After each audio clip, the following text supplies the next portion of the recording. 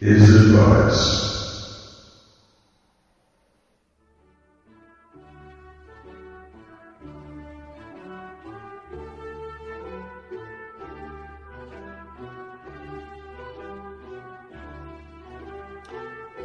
Hi, and welcome to the Liam Scheff Show on UCY TV or Emergency Radio.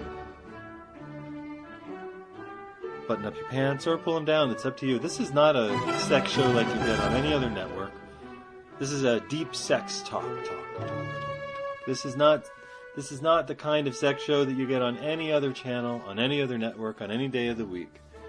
This is a show that asks you to use your largest sex organ. That's right.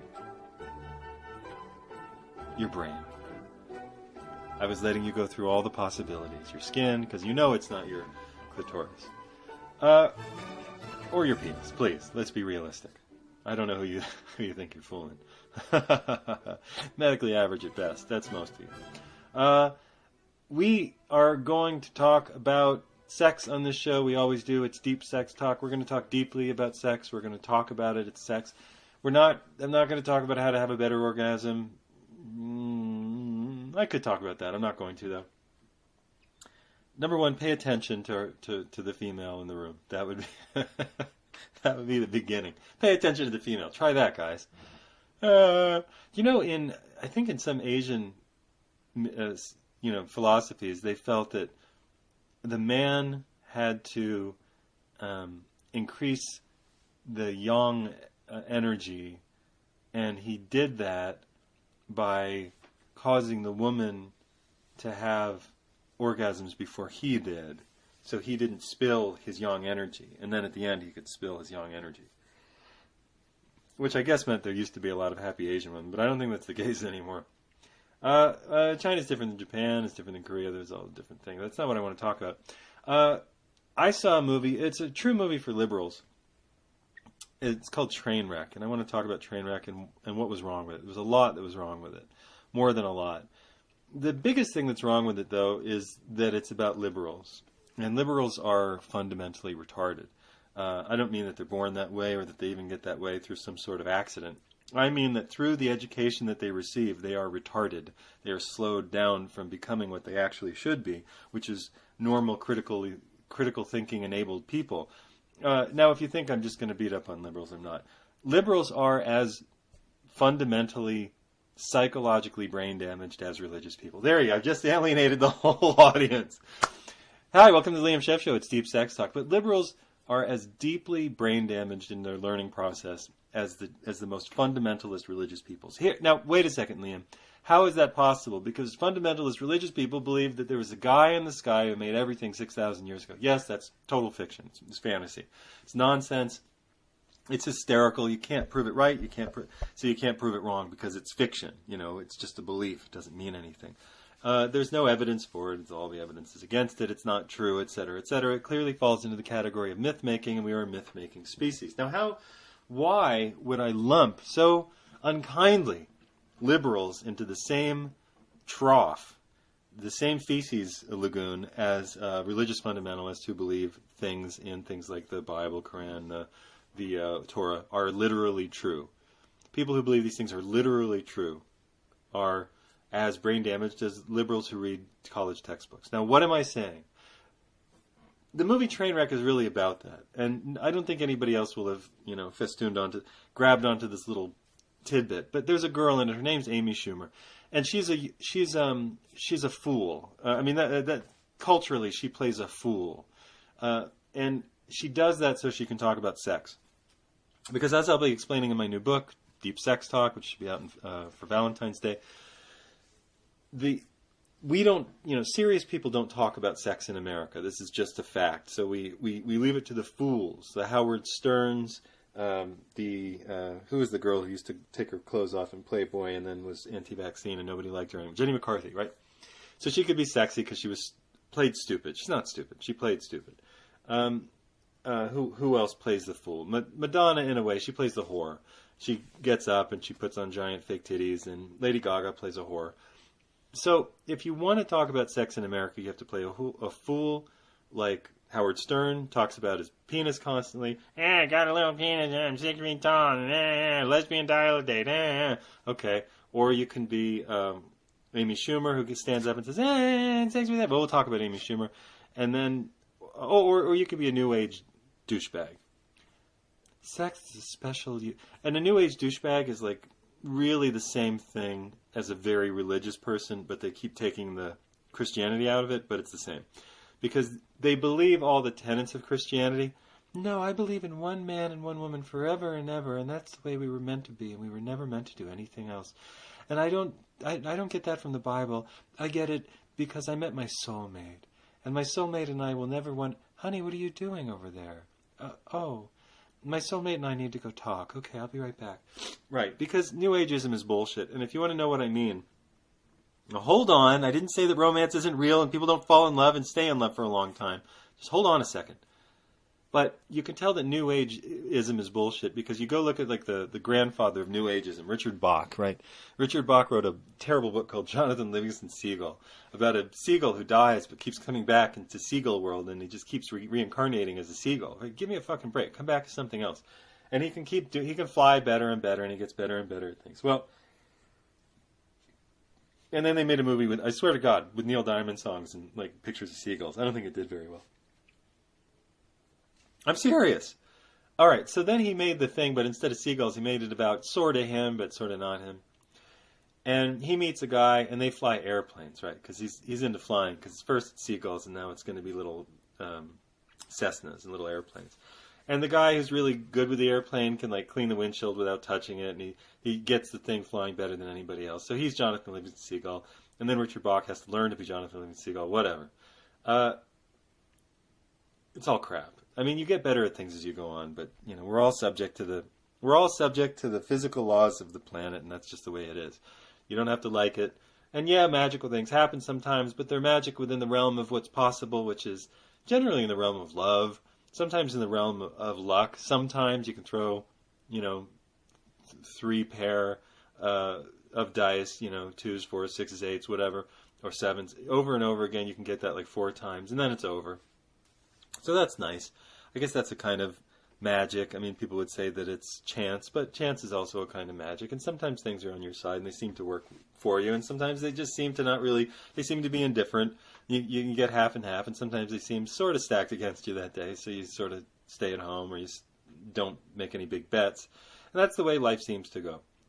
But Jonathan Livingston Seagull and the New Age people say that, you go through life and you meet the one, and Richard Bach even wrote a book called One, and he wrote it about his soulmate, and and the bridge across forever, and Well, in no time, he's married to her, or whatever they are, and then he's, of course, having a relationship with somebody else, and they're not together anymore. So his one wasn't really his one. But it doesn't mean that he didn't love her. It just means that life is a little trickier than people write in the New Age testimonies. Same as it's different than they write in the Bible. Same as it's different than they write in the history of religion and Christianity. So there's this movie by Amy Schumer, and this speaks to liberals. And liberals believe that you can have sex as much as you want because Amy Schumer can, and Howard Stern talks about it all the time. And there are other examples, sort of the Ashton Kutchers, people with reputations for being very sexual. And they're liberals, so they'll never get AIDS, right? They'll never get AIDS because they're liberals. You know why they don't get AIDS? Because they don't do a lot of drugs and they don't take HIV tests. If you don't want to get AIDS, don't do any drugs and don't take an HIV test. There, I just gave you a recipe to save a lot of people's lives, but of course they won't listen because they want it. They want the HIV test. They feel ashamed of their sex life, so they go to the confessional and they take the HIV test and they wait. They go in the confessional. Please tell me I can have sex again with people I don't know very well, and maybe I don't like myself, and then tell me I'm okay. Right. Now, why do people feel so badly about themselves sexually? Why? Because that's what Christianity says to do. It's not our fault. We were programmed for it. Christianity is very clear. Hate yourself. Hate sex. Hate everybody. Definitely hate your penis and your vagina, and also be ashamed of it. Hate other people's, and if you see anybody not hating it, hate them. It's Christianity. It's Catholicism. It's Judeo-Christianity. It's Judeo-Islamic Christianity. Yes, 3 for the price of 1. 3 forms of hatred of females, of genitals, and of sex for the price of 1 low admission that you can do by entering any of the Western religions. Hinduism, by the way, is a near second. Amy Schumer is what you get in America. She's a comedian. She's chunky. She doesn't take care of herself. She looks like she has 25 pounds of beer fat and Hostess Twinkie fat on her. She doesn't look like she gives much of a damn about it. That's her reason for comedy, you know, raison de comédie. That's her. That's how she gets through it. That's her shtick.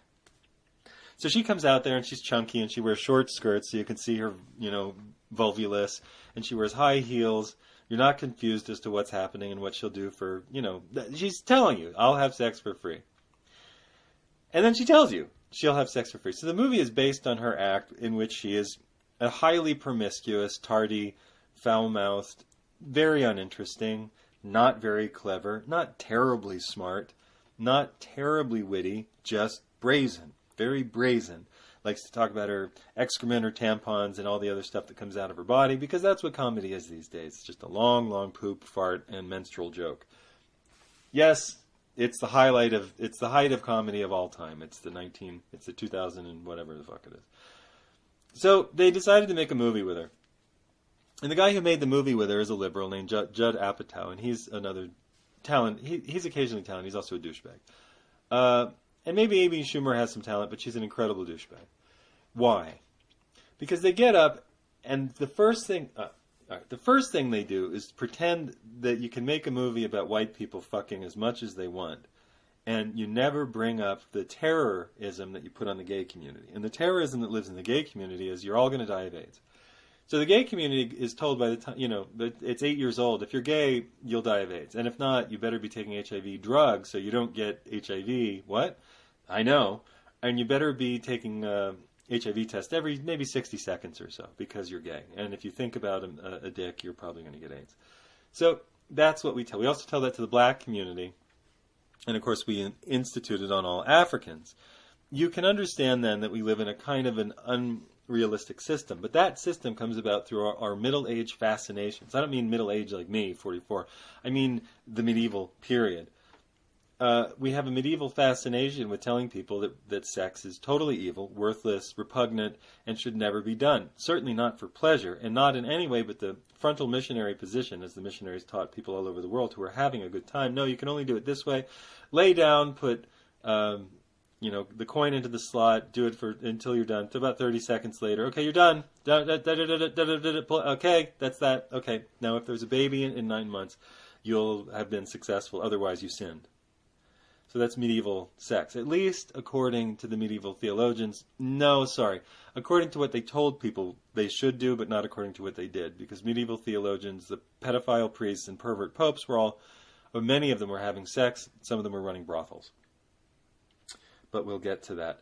So the AIDS thing really comes about by virtue of our fascination with hating sex and hating the Saracen, the Mussulman, the Muslim, the dark-skinned peoples of Africa and the Americas, and hating anybody who was homosexual. That hatred of homosexuality comes generally and most specifically through the Hebrew tribalism. The Hebrews absolutely hate homosexuals. I don't mean modern Hebrews or Jews. I mean ancient Hebraic law hated homosexuals. Hated it. Men could not be homosexual. If you did, you would be killed. You were abysmal in the eyes of Yahweh. Yahweh who killed, was a mass murdering psychopath anyway. Never mind, you're abysmal in the eyes of Yahweh. So the Old Testament hates the Torah, the Pentateuch, Judges, Leviticus, all these books hate homosexuals. Hate them. Hates women. Really not very fond of women. Women are, as they are in Islam, mostly vessels of temptation. Sometimes they're vessels for breeding, hopefully, new males. Occasionally women, because, of course, you're forced to propagate the species. But the old world has a particular hatred of women that the Athenians had. The Romans didn't have it as badly, actually. They were a little bit lighter. The Assyro-Babylonians might have had it at times, but they also worshiped the goddess. But we have it. And that's why women grow up being called sluts and whores, and men don't. If you could tell a woman that there was a society on earth where she could go and no matter how she acted sexually, she would neither be called a slut nor a whore, nor excommunicated from her tribe of people, family or loved ones, she would fall down on her knees crying, because women have never been afforded this kind of fair treatment. Women are never treated fairly, ever. They're never treated fairly. Women are not allowed to be sexual because that means that they're whores and promiscuous. If men are promiscuous, what do we call them? Men. So Amy Schumer is taking the, not just men, but a good man, a healthy man. Amy Schumer is taking that old Levitical, Hebraic, Old Testament, Torah, modern Bible reading of women, which is that you're either the Madonna, and I don't mean Madonna the singer or whatever she is, or you're a whore because Madonna the singer is a whore. So you're either which is funny.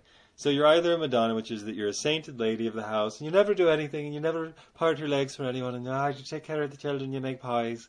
You never do anything to hurt anyone, ever. You never hurt a fly.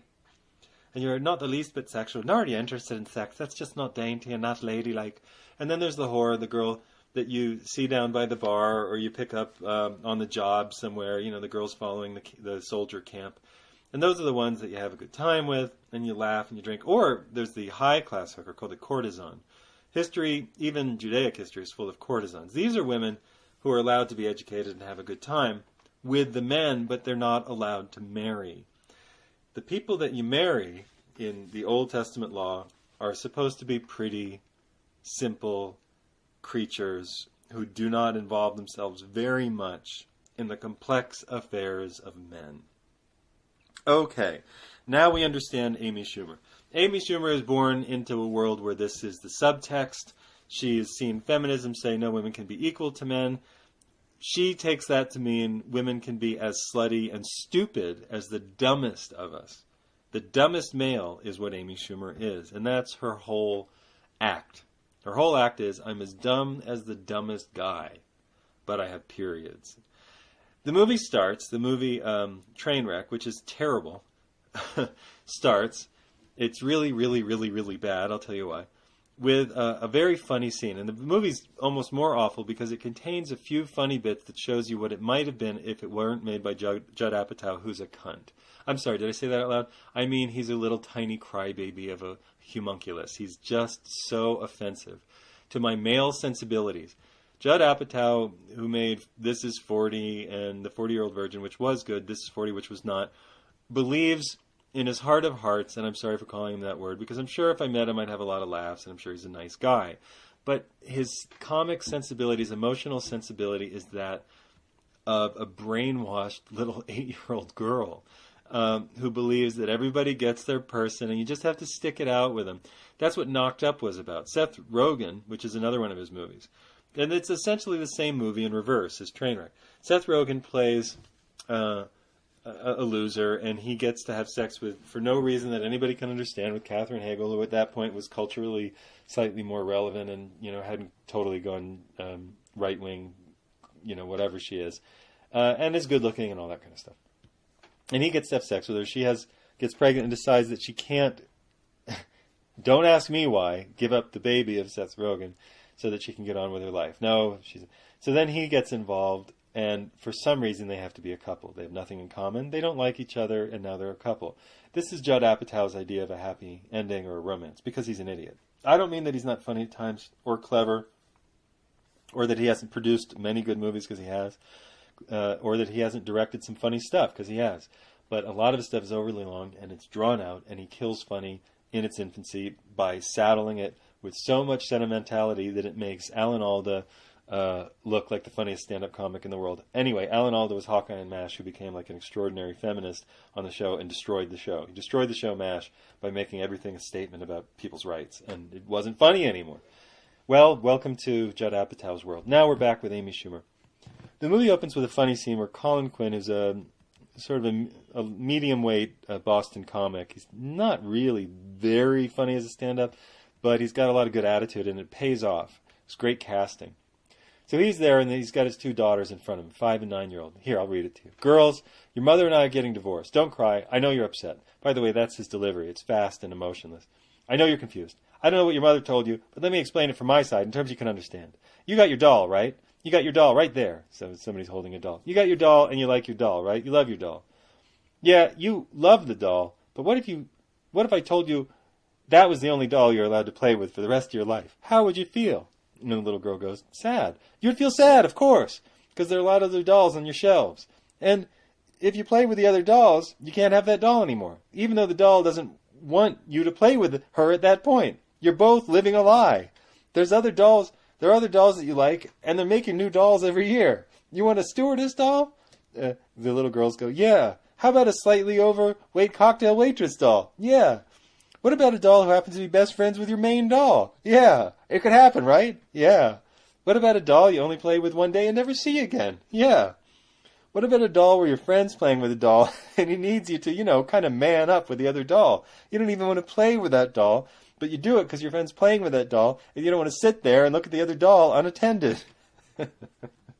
And the kids go, yeah. And the dad goes, so that's why me and mom are getting divorced. Okay, that's the funniest scene in the movie. It's the funniest scene in the movie, bar none. It truly is, without exaggeration, and it never hits that high again. Actually, the scene goes on a little further and says, so that's why monogamy fails. And then we see the girl, Amy, and she's taken a bunch of guys to bed, guy after guy after guy. She's really not attractive and she could be more so, but she just doesn't want to take care of herself. So she's got 20 pounds of beer weight on her and, 10 pounds of Taco Bell or whatever. And she just doesn't care. And that's supposed to be sort of funny and endearing, but it's not. It's like looking at Seth Rogen and Knocked Up and thinking, yeah, I guess you could work with you don't care about yourself, dude. Why would I be involved with you? They don't seem to understand that this girl doesn't care about herself at all. So she's going to bed with a guy, and she shoves his head down between her legs because, giving her oral sex is the equivalent of what guys have done to women for all their time in the movies. Give me oral sex, and I won't do anything for you. And then she pretends to fall asleep. Funny on paper. But in real life, that's not how women work. And if you give women oral sex and give them an orgasm, they want more. They want to be held and want to be cared about. And, you're dealing with a human being here. And so the movie takes this as its premise. She's a guy. They have some sports guys. I think I want to say Kobe Bryant, but I might be wrong. Not Kobe Bryant. LeBron James. Yeah, I know sports like I know sports. I don't know anything about sports, and I don't care. So I know Kobe. I understand. I know there was a history. I'm aware of that. So anyway, LeBron James is there, and he's supposed to be playing this guy's best friend. Well, this Amy Schumer works for a magazine that's like Spy. It's a tattletale magazine. It's hateful. It's shallow, trite, and vindictive. It's I don't even know what's out there that's this bad, but it's a truly hateful publication filled with hateful, shallow people who hate their audience and hate themselves. So somehow she's pitched to do an interview with a doctor who's working with LeBron James and all the other athletes in New York. So she goes to do that. They have no chemistry. The guy's played by Bill Hader, who's a Saturday Night Live guy, who's very funny, very, very clearly very smart, who's playing a professional doctor, a surgeon, a knee surgeon in this thing, and for some reason he falls in love with this Trainwreck. Wrong. Never happens. He's supposed to be, really unlucky with women. Wrong. Sorry. He's a doctor for New York sports teams. Wrong. Sorry. He's a doctor for New York sports teams. He's had every incredibly good-looking woman, what do you call those things? Stewardesses who dance. Cheerleaders. So anyway, he's had all the cheerleaders hitting on him, and they're helpful people who dance. Just relax. And Liam's misogynist. He called cheerleaders stewardesses who dance. You know what I call stewardesses? Air waitresses. I say, hey, air waitress. I know, I have friends who are stewardesses. Just relax. It's a joke. I call guy stewardesses air waiters. So there it is. Actually, I call them the help. This guy can have any girl that he wants. He's a doctor in New York working on famous athletes. He's a chick magnet. For some reason, they have to go out. And over the course of the next excruciating 2 hours and whatever it is, 20 minutes, she has to metamorphose from a girl who will screw anybody to a girl who takes an interest in everything her man takes an interest in, even though she's truly not interested in them. She has to become a kind of a cheerleader by the end of the movie. Really, she does. Just to show that she's true to her man. She's dedicated to her man. It's not that she had a personality to begin with. But Judd Apatow has made a movie that would be so sexist if it were applied to women, like a woman has to do this for a guy, and he did it to her anyway. She's got to do it anyway. To get the guy, she's got to become the thing that he dreams of. We don't know why she was very sexual. We don't understand, not really. I mean, the dad, so what? The dad they got divorced. A lot of people have divorced parents who don't become the kind of whore she was in the movie, or slut. So what's this movie about? I guess you could watch it if you have a fast forward button. This movie is about America's discomfort with admitting some realities. Number one, liberals are idiots. Number two, religious people are crazy. Number three, never the twain shall meet. Number four, if you want to have a relationship, you have to do something that they don't manage to do in 2 hours and 20 minutes of this horrifying movie called 2 hours and whatever minutes of Trainwreck. They don't communicate. They never actually communicate. They fuck because she makes a couple of jokes. They don't have any interesting conversation, and she pulls his pants down and sits on his dick. That's how they first have sex. There's no warm up. There's nothing loving about it. The joke is that she's such a man, she doesn't want to cuddle. She doesn't want to have anything intimating a relationship. She doesn't want to have anything like that. And for some reason, he's so lost without her that he can't be a surgeon anymore until she comes back into his life or breaks up with her or whatever. It's crap. It's total crap. But what does it mean to you? Maybe nothing. This is the Liam Scheff Show on UCY TV and Truth Frequency Radio. But what it means is that people aren't ready to communicate. So this movie comes out saying that it's turning masculine and feminine relationships on their head. It's not doing so. You want to turn something on its head? Communicate. Communicate. In the second half of the show, we're going to talk about what you might be communicating about.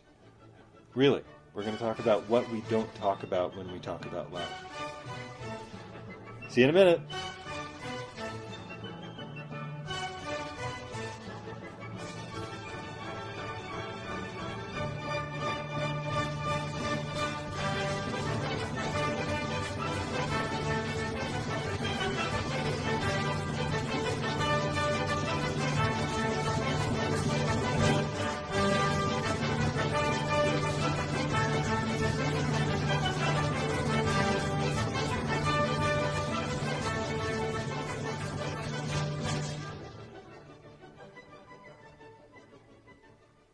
Welcome back to the Liam Scheff Show. We're in the break on UCY TV. You can support independent journalism, all of my work, by buying my books or putting money into my PayPal account. Yes, PayPal, it's where you can give me money, like $5 or $20 or $50 if you have it. Amazon.com is where you can get my books, The Truth About Love, which is an exploration of my life in my 30s, early 30s, when I was actually coming to understand that I loved one person above all. That sex was important, but it wasn't everything. But that it was important, but that it wasn't everything. And that communication trumped all. That if I could communicate and have a meaningful relationship, then I had someone I could love and call home. And if I didn't have that, I didn't have all the other things that came with it. If I didn't have the communication, I did not have home. So that's all in The Truth About Love. It's funny story, slightly scandalous, very amusing, mostly true. Bits borrowed from my life and other people's. It's there on Amazon.com for a song, a pittance. Go read it. It's fun. You can read the first couple chapters for free. If it doesn't hook you, then you're not hookable. You're no hooker.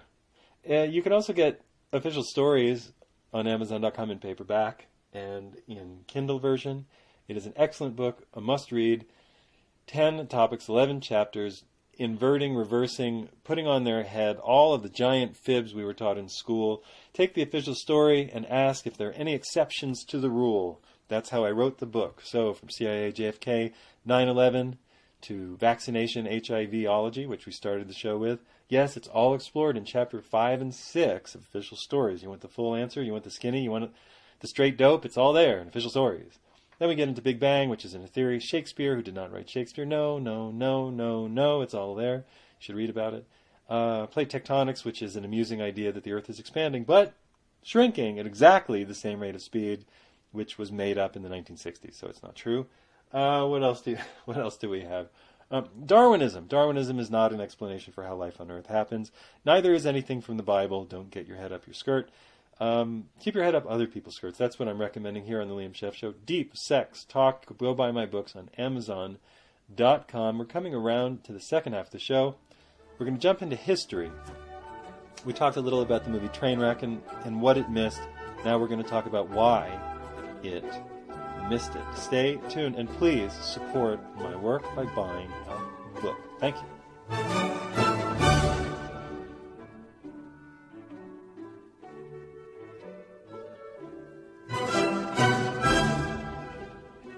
Welcome back to the Liam Scheff Show. It's Deep Sex Talk on Truth Frequency Radio, UCY TV. You almost thought I was going to sing, but I'm not. What if I would sing the whole show? What would you do then? What if I did a musical show and I just kept... Okay, I ran out of steam. What if I talked about sex and the Bible, but I only sang every word? You're listening to the Liam Scheff Show on UCY TV. Let's talk about history, monogamy, and marriage. If the movie Trainwreck, as I described in the first half of the show, was a train wreck, and betrayed its premise, which it opened so wittily that we're not the world's most monogamous species on Earth, that there are things we do better than straight monogamy, forever and ever and ever. I'm talking like 40 years, 50 years. There are things we do better than that. Number one, we're tribal. We need each other in groups. We need support. It's not all about owning anybody. It's not about managing other people's lives all the time. Yes, we fall in love. Yes, falling in love is a beautiful thing. Yes, falling in love is a process that is magical and involves two people devoting so much time to each other. But if you listen to what I just said, not that part, but excuse me, but if you listen to what I just said, I couldn't do anything about it. I tried. Not very hard. If you listen to what I just said, you'll realize that falling in love is a very different animal than tribalism. Now, when do we become a tribe? Anybody? Anybody out there? Yes? Yes? Yes, that's right, when there are more than two of us. So as soon as you have a kid, or you adopt an old person, I guess you could adopt an old person like Benjamin Button. But anyway, as soon as you have a child, you've entered the realm of tribe. You're no longer a couple. You're no longer falling in love with each other. You're a tribe with bigger responsibilities. Have two kids, guess what? You have 200% of the responsibilities that you had with one.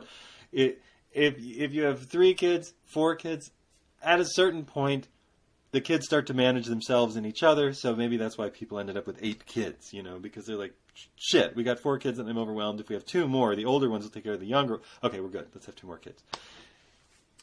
But up to that point, it's just a lot of work. And nobody, what are you going to do? Like ignore them so that you can go keep being teenage? You can't. You don't do it. Nobody does. Only white trash psychopaths ignore their kids and don't take care of them. Or very, very, very wealthy people like the Hiltons. People who raise people like Paris Hilton and et cetera, et cetera. Actually, I went to a school with a lot of those people. It was called Sea-Doo School, and I made a documentary about it. So I know that very wealthy people and very poor people treat their kids badly. Everybody in the middle is probably a pretty good parent. I know, right? Go figure. It's always that 1% on either side. That 1%. Or maybe it's 5. Falling in love requires a number of things. It requires that we have a nearly unlimited amount of time to devote to each other. That's why it often happens when we're young. It's harder to do when you're older because you really have to make the time, and most people aren't very good at doing that. They get too distracted by too many things. When you're young, you have a lot of free time. So anytime you're not being a slave in school or doing some shit job, you go and you spend it with your person. And you have to be able to totally melt into each other and know nothing except what you learn about each other. You can't have any huge responsibilities because that would distract you from really fanning the flames of what's happening between two people. So you can't, unless you're very experienced in life and very mature and you can handle both falling in love and keeping up some response. But that's hard. It takes a lot of time and training to be able to handle that kind of thing. So usually you do it when you're young because there's nothing else to do. You don't have all the other responsibilities, but you're sort of looking for them. So you meet somebody, you devote all this time. You can't be running around hunting food. You can't be on the edge of starvation. You have to have everything because falling in love requires easily available food because you need to be able to go have meals that you didn't make or that somebody else made, so you can stare into each other's eyes and think it's so great that you both love Pink Floyd, or you think this is the best Led Zeppelin song, or don't you love that song by I'm going to date myself, Cyndi Lauper, whatever. I'm 44. I can't do anything about when I was a teenager, okay? I don't know what you people listen to today, and it's all shit. I hear it when I go to the cafe. It's terrible. It's terrible. You should be ashamed of yourself. When you fall in love, you need food, shelter, clothing. All of these things have to be there for you, or you're going to have a really hard time falling in love, because falling in love requires leisure. You need to be able to be at your leisure. You need to be able, it's because you got to have fun. Now let's look at a tribe. Falling in love, by the way, is moody. It's dependent. You're always hanging on everybody's, oh, what did you thinking about? Did you think about me? Oh, did I wrote you? Did you write me? You got to be there in ways that you're not usually able to be there for people, for each other. Just think, I love you, and I love you, and I love you, and I love you, and it's great. I love you, and I love you, and I love you, and I love you, and it feels so good, and you trust the person more and more, and you build this beautiful thing, and it's wonderful. But then, at some point, you've built the thing. Excuse me. And I couldn't do anything about it. I just ate. And excuse me. And then you graduate. Excuse me. I won't do it again. Unless I have to. But I'll warn you afterward. You graduate. You graduate from, from that school of, we did all of this stuff, and now we're ready to be kind of like a little more serious. Whoops, okay, somebody got pregnant. Okay, now we have a kid. Now you're a tribe. As soon as you have a kid, you're a tribe, because there's a person who needs you, at least needs the woman, more than you, the man, do. This little kid, you little bastard, how dare you? Okay, all right, it's my kid too, I got to take care of it. This little kid needs mom more than mom needs dad, and more than dad needs mom. So little kid steps up in eminence, right? Preeminence. Hi, I'm number one. All of a sudden, I'm new, but I'm number one. And that's going to be that way for years. And everybody's got to adjust. So the tribe is now scattered a little bit. Dad has to do dad things, mom has to do mom things, and kid is just a kid. In a tribe, in a real tribe, dad and mom are not isolated. Dad and mom don't live in their own little hut miles away from everybody else. They live with everybody else. And dad still has the people that he flirts with, and mom is hanging out with all the other moms raising the kids, so she's not alone with this little monkey climbing all over. I mean, we all have, all the moms are together raising the kids, and all the kids are climbing all over, and then the kids get to a certain age, and they sort of hang out with themselves like a little pack. They're in Never Never Land together. They don't even want to deal with the adults, ever. They don't want to bathe, they don't want to do anything. They just want to be in kid world, unless they have a boo-boo, and then they need mommy. And then dad takes them at a certain age, 9, 10, 11, maybe 13, 12, and says, all right, kid, you got to toughen up a little. Let's go do some hunting, or let's go do some craft making, so that you're not, always hanging on mommy's teat. You got to eventually get on with your own life, too, the same way we all have to. So they teach the kids some things. Then the girls start menstruating, and then they pair the girls and the boys off, and then the boys and girls start to have kids of their own at some point. That's the nice version. Actually, what happens in a lot of tribes is the girls start menstruating, and then they marry a 25-year-old. That is, or worse, a 30-something-year-old. That happens in a lot of tribes, too. That's not necessarily what probably should be recommended. There are tribes, though, that are interesting, because they'll pair the first wife and husband.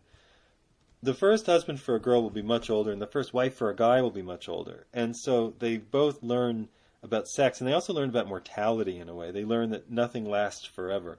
They learn that we go through an aging process. Then their second serious relationship is one which they have much more chosen.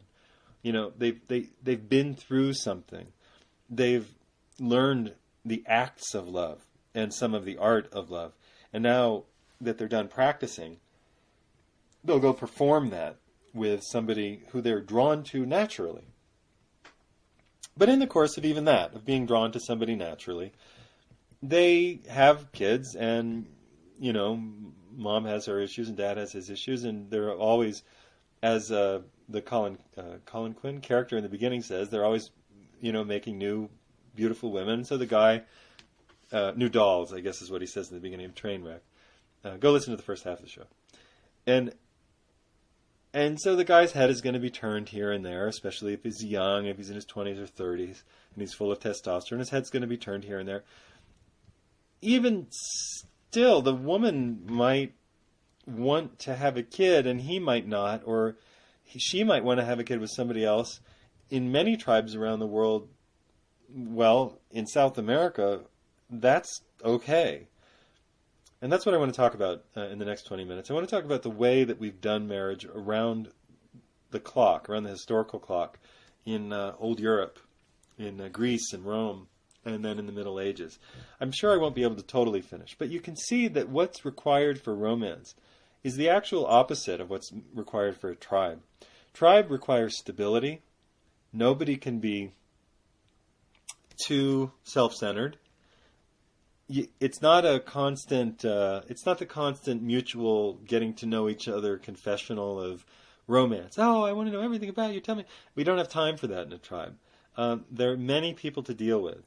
10, 20 people that you have to feed and deal with, maybe 30, maybe 50. So everybody gets a certain amount of time. You'll have your best friends in the tribe, but you're not just going to have one best friend. There are going to be the men, if you're a female, that you trust in a tribe. There are not going to be that many of them that you trust very, very much, or that you'd be willing to be very close with, but there'll be a few who you feel are good men, who draw you, who attract you. And then if you're a guy, you'll want to have sex of a certain age with every female you see. If you're a guy of another age, you'll realize that there are only a few females that you actually trust, and that will become more important than looks. But guys are fundamentally retarded. We're all retarded. All men are brain damaged. All men are brain damaged until they're somewhere in their 30s, 40s, or 50s. It depends on the guy. It's just the way it is, ladies. I don't know why. And all women, by the way, are a little brain damaged too, because they always go for the wrong. I mean, a girlfriend's first guy is always the wrong guy, you know. And it's because she's after excitement too, but she forgets that she's going to have this giant nesting, maternal instinct that's going to just take over, and she's going to ignore everything but the kids and the tribe. And that's what women do. Women make the tribe safe.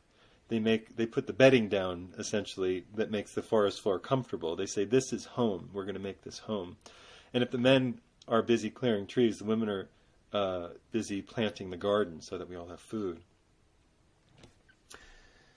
Marriage has never been one thing.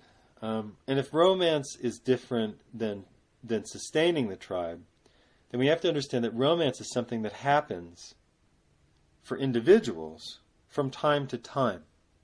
That it's special, that it can bind people, that for some people it seems to last for a long time.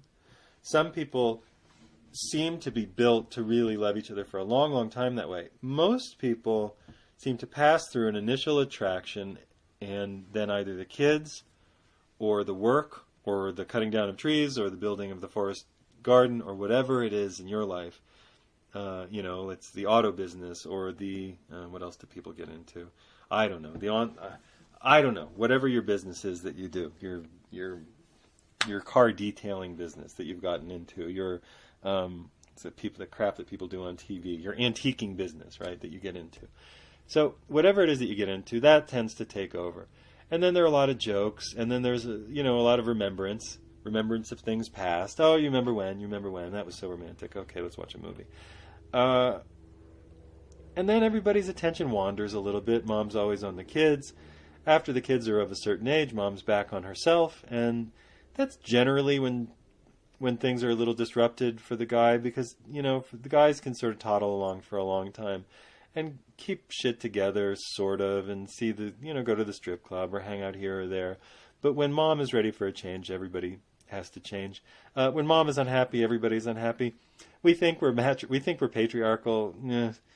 When women are unhappy, if you're a good man and you have any sensitivities at all, you're going to be paying attention, and you're going to wonder what you can do. Which is why narcissistic women are dangerous, because they're always unhappy and they always wind up. They always take men and sort of wind them up, and nothing is ever okay. But most women aren't narcissists, and most men aren't narcissists, but some are. Anyway, it's a different story. Marriage then comes about not through romance, but through tribe. Marriage has always been about tribe. It's only in the last century or less that it's become strictly thought to be about romance. Tribe requires unflagging stability and support. Romance requires unflagging ability to focus on one person for one person. to ignore all other people and almost all other responsibilities. It requires a separation of all of life from this special thing that's happening. Tribe requires the integration of all people into a bonded, supporting net. And that's what our families are, but they aren't. And our families aren't that because the couple at the top is supposed to be balancing on the most greased, unstable pinball that's ever been made, which is perpetual young marriage. You're supposed to be in this perpetual young marriage forever and ever and ever. That's supposed to be as romantic as when you were 16. And then if it's not that, you're a failure. And so you have to, shoot the thing in the head and, throw the kids this way and that.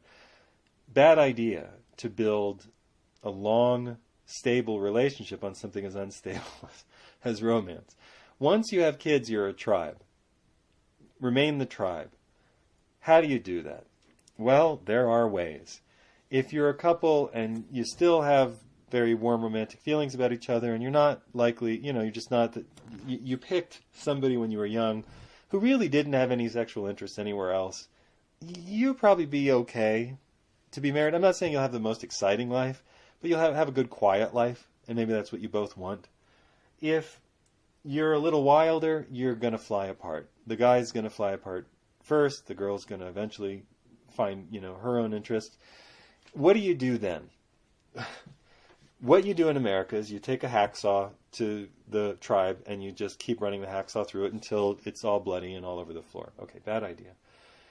One of the reasons I don't really believe in marriage is because marriage necessitates divorce.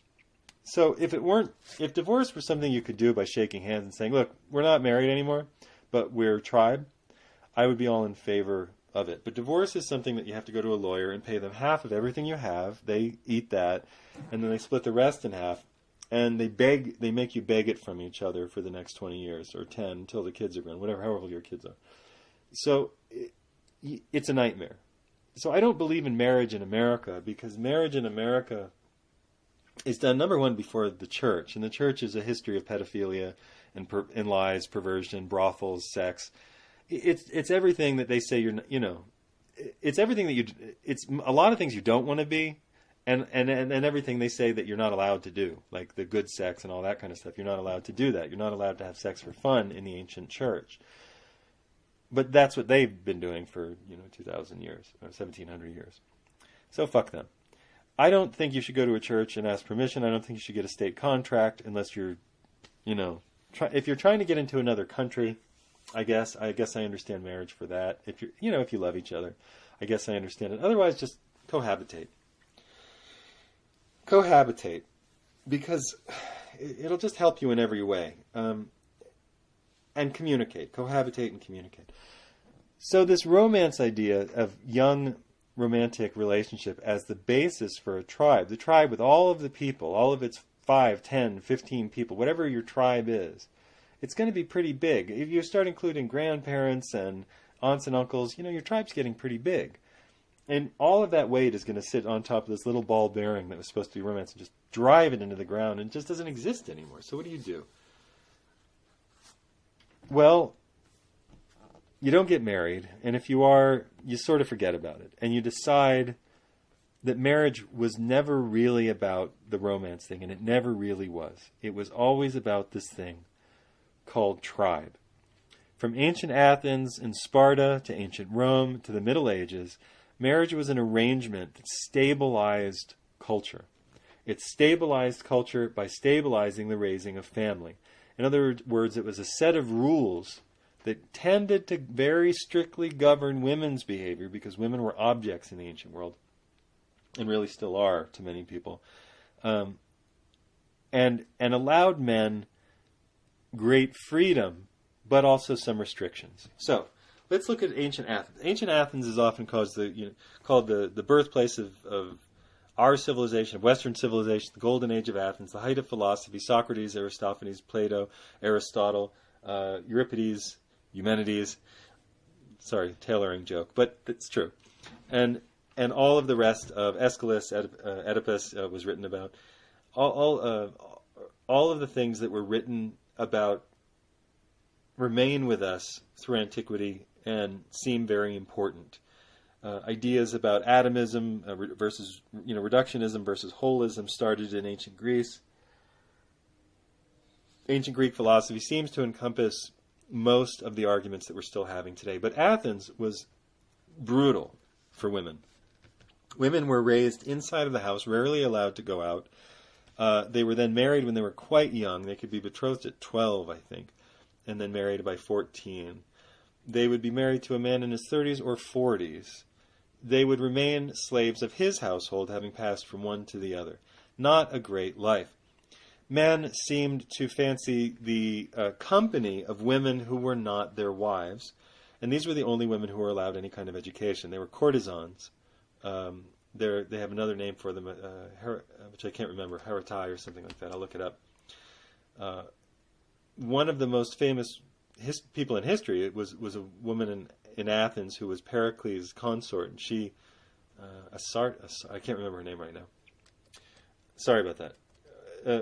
But she was permitted to participate by him in the world of Athenian government. Well, that really bothered a lot of people, right? Really, Aspasia was the woman. It bothered a lot of people. So there's a story that she was put on trial, although that maybe never happened. But she was certainly ridiculed for, sort of being a Hillary. I don't mean that she was like a Hillary Clinton, but remember in the early Clinton administration where Bill Clinton seemed to be making policy decisions with Hillary Clinton? It was like that. So she was ridiculed in the press, or the gossip of the time. The other thing that men favored in ancient Greece, for reasons that are kind of lost to antiquity, were young men. Athenian men thought that young men coming into puberty and adolescence were like more desired as philosophical sex objects. But the Athenians had a true fixation on the male as the mover of all things in the world. And that comes about because I think they were infested by a herding culture, the Achaeans who came in and probably overran their native culture a little bit. But they're also herders, it's a tough landscape. It's a pretty brutal landscape. So if you listen to my shows on what herding culture is versus forest and foraging culture, you'll understand that herding culture is not very nice to women, and it's pretty oppressive. Down in the south of Sparta, remember Gerald Butler, and this is Sparta, and he kicks the guy into the well, whatever. So the Spartans really, there's the historical story that they held off thousands and thousands of Persians at, I want to say Thermopylae, but I might be wrong. It's probably wrong. But at the pass north of Athens, when the Persians were trying to get across and invade the Greek mainland. That's a story from history, and that they all died, but they did such damage to the Persians couldn't make it all the way through. The Spartans had a different system of marriage. They seemed to marry when the woman was about 18 and the man was probably about 25. Much better spread there, much better relationships, stature. They were probably still promised into marriage. Women owned land, and women ran a lot of Spartan society. Marriage, for them, was still arranged and was still a means of making children. It's not that they fell in love, like they, knew each other from childhood and picked each other, even from high school and picked each other. Their society was totally based on warfare. Spartan men were taken to the school, was it the Agora? I can't remember, where they studied military function from the age 7 on. And they were tried, and if they weren't strong enough, they would probably die. It was a very brutal society. And it was this way because for every Spartan person, there were history says, about 7 slaves in the neighboring towns and cities that the Spartans owned and managed by brutal, blunt force and yearly executions, yearly warfare waged on this slave population so that the Spartans didn't have to farm. The Spartans lived on the back of slave labor, which is something that's not in the movie 300. So the noble Spartans weren't that noble. But their marriage system was better than the Athenians, who didn't quite have that brutal of slaves. They still had slaves. It wasn't as brutal. It's interesting then if you note that women's ability to have freedom in the Western world is based on the ability of other people to do work. In America, all of our work is done by machines. All of our work is done by gasoline, oil, coal, electricity. If that went away, we would be looking at an Old Testament coming back very quickly, where big, powerful men could have as many wives as they wanted to propagate, where very, very cunning and smart men could do okay if they worked in service of the cunning and evil king, and women, if they were very good looking, could be very, very clever and play their cards right, could manage a home or a household, but God help her if she were, truly caught being too independent, if you understand my meaning. So we live in a world which is run by energy and force. The more energy can be used to make things run that doesn't have to come from women or men, the freer women can be. And if you understand what an economic downturn looks like, it means that we head back into a Middle Ages. The Middle Ages, by the way, had marriage. The woman was bound to the man by a ring. The man was not bound to a woman by the ring. As in the Roman era, sex, I didn't quite get into the Roman era, but I'm going to rush a little bit. The sex with a prostitute was rarely considered cheating. Prostitutes were not considered really women because they were women, but they couldn't be wives. They were a lower class. That's the way it was in ancient Rome. You could be married, but you could have sex with anybody you wanted to if she was a prostitute. You could have sex with any slave, and it wasn't even considered sex. It was more like masturbation. Women could probably have other relationships with slaves, with, that kind of thing. But, they had to stay married to the guy they were married to. They could pretty easily get a divorce in ancient Rome. It wasn't that hard. And they didn't really, maybe they married for love, but a lot of the time they married because it was politically advantageous. In the poorer classes, they married for what we call love, which is that two people got along well enough and they were in the same socioeconomic level that they could tolerate and get along, and then they could manage to start a little business or work in something. The man could work in soldiering or in, running cattle or doing some farming or something like that. The woman could help. So marriage was always a means to propagate children and to keep the tribe going. It was never really about this forever idea of eternal romance that we're programmed to think is the way that it was now. We're hitting the break on Truth Frequency Radio. We will be back in just a minute on UCY. Don't go anywhere. And I mean don't go anywhere. Truth Frequency crowd, do me a favor. Buy a book. Keep the information flowing. So, if marriage in the ancient world was about managing women so that they would produce children, certainly in Sparta, it was about making sure that the ranks of soldiers were filled. You also have to understand that child rearing and raising was dependent on the health of the child, and then a lot of children, it was totally dependent on the right of the father, always the right of the father, to decide whether a child was put in a clay pot and allowed to starve, or was made a full member of the family.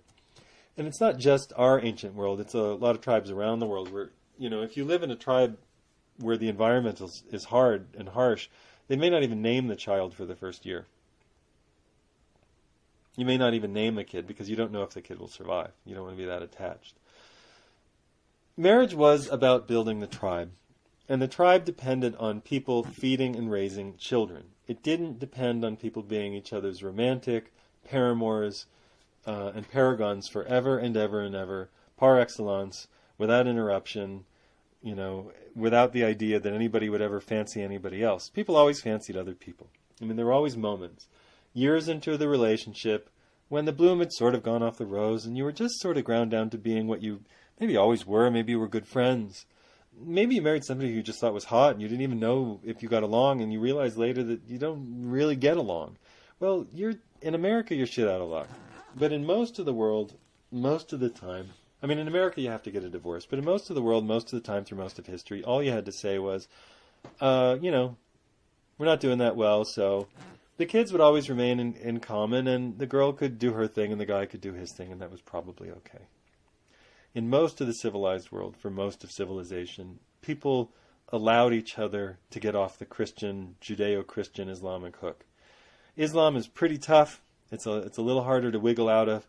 Men are given more freedom, and men are allowed to have marriages that last from 1 hour to 99 years, because you're not allowed to have sex outside of marriage. So they put a clause in that says that men can arrange relationships by contract that last from 1 hour, to 99 years, whatever they want, and that's a marriage. And because they can have between 9 and 14 wives, it's not likely that a man is going to totally fill up his dance card. Women, on the other hand, are slaves. So Islam has more in common with ancient Hebrewism than modern Judaism has